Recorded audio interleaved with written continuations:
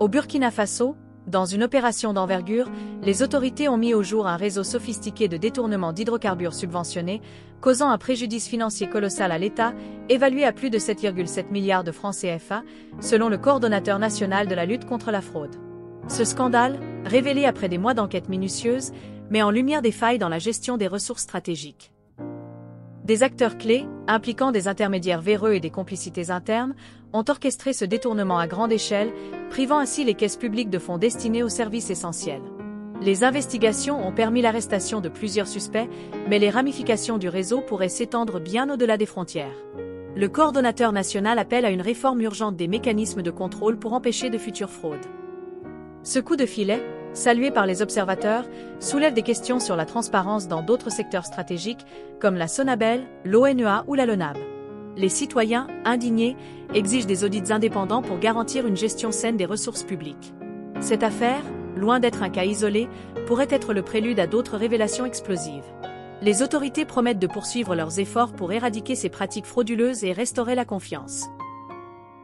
Sur une période relativement et objectivement suffisante, nos conclusions sur la base des éléments recueillis indiquent une vaste opération de fraude, une véritable escroquerie à ciel ouvert. Les auteurs de cette manœuvre dilatoire liée à la vente des hydrocarbures subventionnés sont des marketeurs de certaines sociétés de distribution de carburant.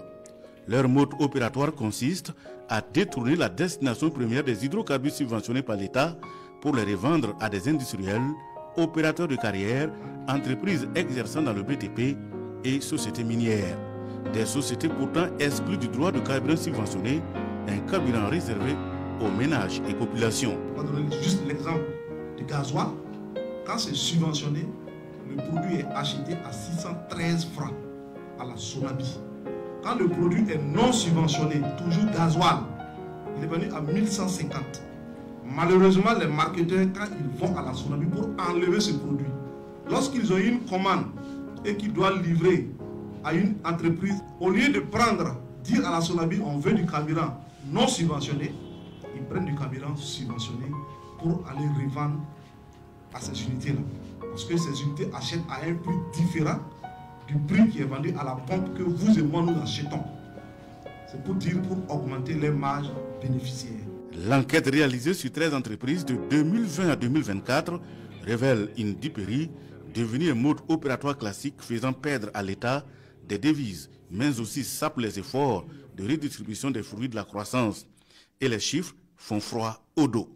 Sur la base des données recueillies à notre niveau et prenant en compte la période durant laquelle cette opération a été déroulée, nos équipes ont pu noter 33 974 204 litres d'hydrocarbures, tout type confondu, ont été frauduleusement servis à des entreprises qui n'en ont pas droit. Ce qui se chiffre à 7 milliards 710 millions 894 851 francs CFA. Il y a matière à agir et pour stopper ces velléités, la coordination milite pour des mesures drastiques.